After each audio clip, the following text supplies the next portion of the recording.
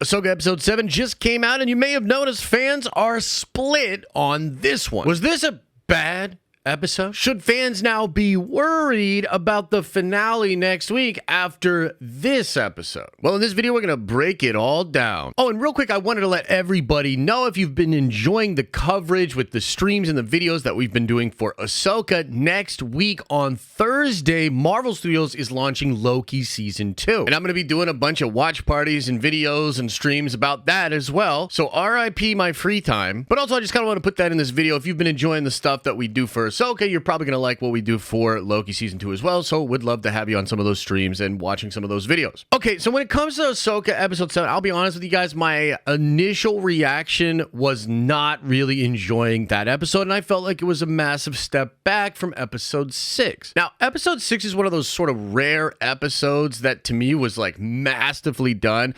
Every part of it is put together so perfectly, and there's so much cool new stuff happening in it that maybe it was my mistake to sort of set my expectations very high after a 10 out of 10 episode in Episode 6. When I watched Episode 7 for the second time, I actually did enjoy it a bit more. It was almost like I was able to let go of the fact that this wasn't going to be like Episode 6, and I just enjoyed Episode 7 for what it was. So I definitely like Episode 7. I like it more than I did initially, but I still think it's a step back, maybe even a couple of steps back from Episode 6 and from the sort of trajectory we were on when Episodes 4, 5, and 6 were just like so good and banger after banger after banger. And if you're confused as to why so many people are down on this episode, I think it really comes down to one thing. I think it's that Episode 7 doesn't put us at the edge of our seats and make the fans just want to know immediately what is going to happen in the finale. As far as a pan-ultimate episode goes, this was a choice. It's kind of like, even though I think Episode 8, like the finale, will be awesome, there's a part of me that also thinks maybe Ahsoka, Sabine, and Ezra are just going to keep hugging in that freaking field, and Thrawn's just going to peace out. Now, there are a lot of things that I enjoy in the episode, and there's some stuff that's really freaking deep. Like, the entire sequence with Ahsoka and the hologram Anakin is once again really awesome fan service, while also having very deep meaning. I'm going to do an entire video about this because it's really interesting that Huyang never saw this recording before. He doesn't even see this side of Anakin ever, and it sort of speaks to Ahsoka's feeling. She felt for the longest kind of burdened that her master was Anakin Skywalker / Darth Vader, and probably never showed these recordings in public, and probably never showed them in front of Huyang. This scene represents a closure of that guilt, of that arc for Ahsoka, and her acceptance of the actual good master and good person that Anakin was. Again, it's complicated. It's nuanced. I love what the scene is accomplishing. I'm going to do an entire video about that because it's fan-freaking-tastic, and it also connects to Luke Skywalker and probably Ben Solo. And I did appreciate the show showing us how the New Republic is responding to all of this and continuing to tell the story of Hera. And the show references The Mandalorian Season 3, which is cool. It's all part of one big story, and I like that. But I did feel like the C-3PO scene was just a little gratuitous. Like, I like cameos in Star Wars. I love seeing characters that we find familiar, but this felt just a little heavy-handed with the nostalgia memberberry stuff. Now, to be fair, I haven't seen many people complain about that scene. It just might be me. I didn't like it as much as I like a lot of the Anakin stuff because, again, I feel like it fits in the story. It's a little bit more organic. And strangely, even though it maybe would be considered an even bigger cameo, to me it would have made more sense if Leia Organa herself showed up to that meeting. Now, the space fighting and scenes with the Purgle and the minefield are absolutely fantastic. I felt like they were visually stunning. They feel very Star Wars to me. I really enjoy the entire sequence, and we're also getting little hints that Ahsoka is back to her regular self, being a little bit more plucky, a little bit more jokey than she was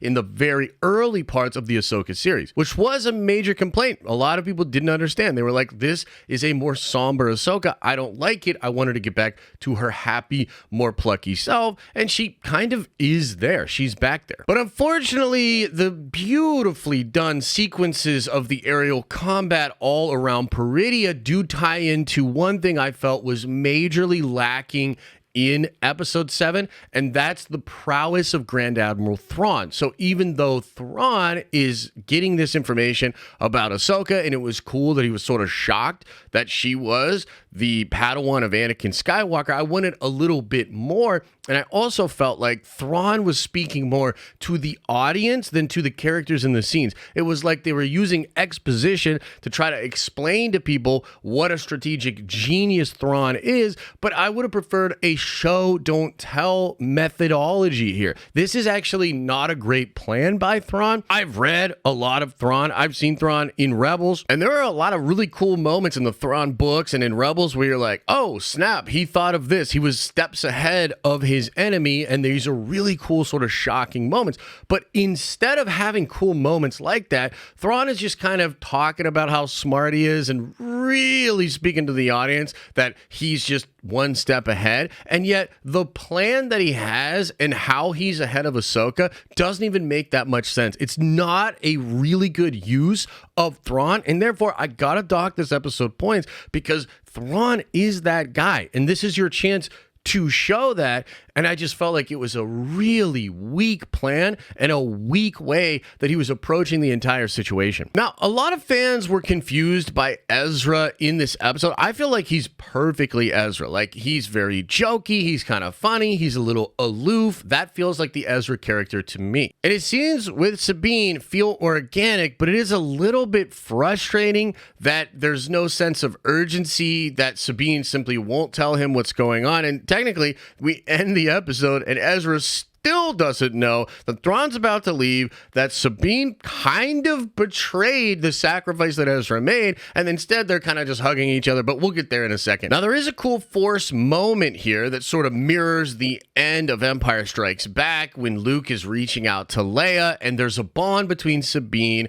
and Ahsoka, and she's able to sort of speak to Sabine. And I actually felt like this scene was handled perfectly. It's like Sabine's able to feel it, but she doesn't exactly know what it is. It's just a feeling of familiarity to her, and I like that. It's like she's open to the Force. She has a bond with Ahsoka, but she's not throwing stormtroopers around. She's not using the Force, and that I felt was handled really well. Now, one of the coolest things that happened in this episode was Baylan's decision to walk away from the mission with Thrawn and to walk away from Shin. Now, this does happen in the middle of a ton of other stuff going on in the episode. Ahsoka gets fleshed out. She sort of recognizes where Sabine is at. She's going down there. Thrawn's making plans, basically telling them to assault where Sabine and Ezra are at, and he's really just trying to get them to waste their time. But in the middle of all of that, there's this intriguing series of moments with Baylan, and he literally says goodbye to everything and talks about how his path leads somewhere else. And this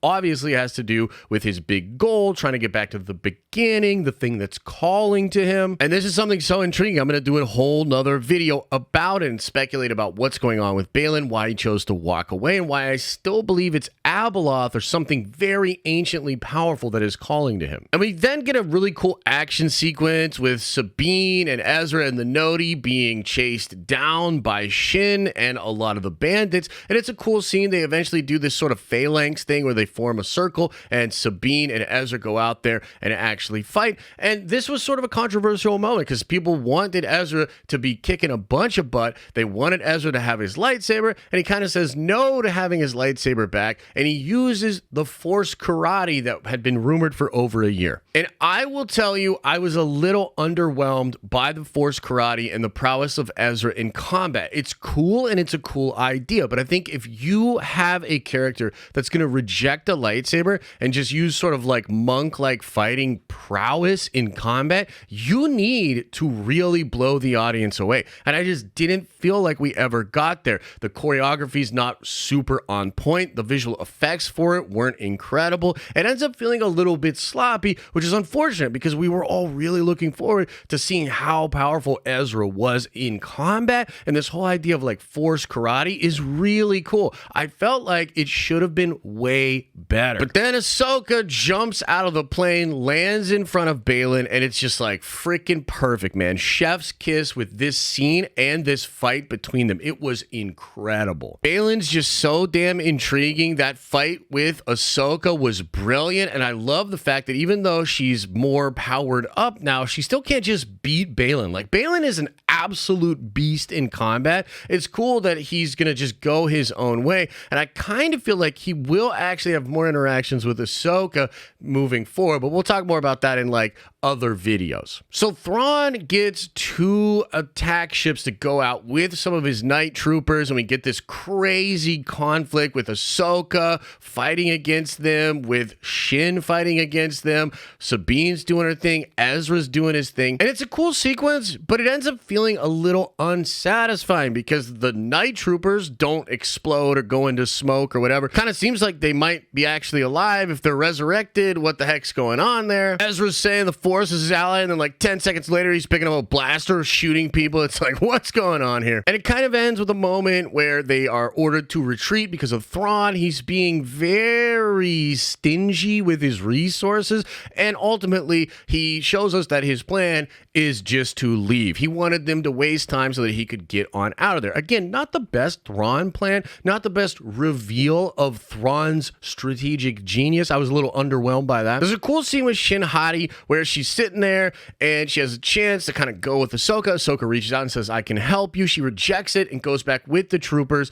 Well, I guess she goes back with her wolf and she's going to go back to the castle. But that's kind of where the episode leaves off, is like Thrawn feels like he got what he wanted. He's ready to take off. And Sabine, Ezra, and Ahsoka are just smiling and having a nice moment in the field. And there's like weirdly no sense of urgency. I don't really have any sweet expectations for episode 8. Like, I'm like, what is going to happen in this last episode? So yeah, I don't know. It's like, I can absolutely see why people really like this episode. I can see why people really didn't. To me, it's a fine episode. And if there were 2 more episodes of Ahsoka, I'd probably judge this episode a little better, or I wouldn't be as harsh on it, right? But because this is the penultimate, because this is this very epic season 1, we're really supposed to show how powerful and awesome Thrawn is. I just feel like we're missing here on a few really important points for this episode and for the series. I'm going to be watching next week, you know, kind of just being like, how are they going to tie this all together? What are they setting up for the future? Is there actual resolution to this first season of Ahsoka? And I'll be judging it accordingly. But I want to say that I love the Ahsoka show. I know a lot of people sort of get upset when their favorite content creator or just somebody who has a platform is, you know, saying negative things about a show that they love. And Ahsoka is absolutely the best Star Wars we've gotten in a long, long time. I really like the show. I think Filoni is that guy, and I want Filoni Star Wars to be the future for the franchise. But I also have to keep it real. And when the show is missing on some things, when the show's not doing everything that it could be, I think it's fair to point that out. I think we need to be critical of this stuff and give feedback to the creators without being super toxic and throwing the whole show in the trash. So that's my thoughts on episode 7 of Ahsoka. Let me know your thoughts in the comment section below. I'll be talking about it on streams as well, so come on by for that. And again, we will be doing a lot of coverage for Loki Season 2, which starts next week. As I always say, I hope you're having an awesome and a nerdy day, and I'll see you in the next video.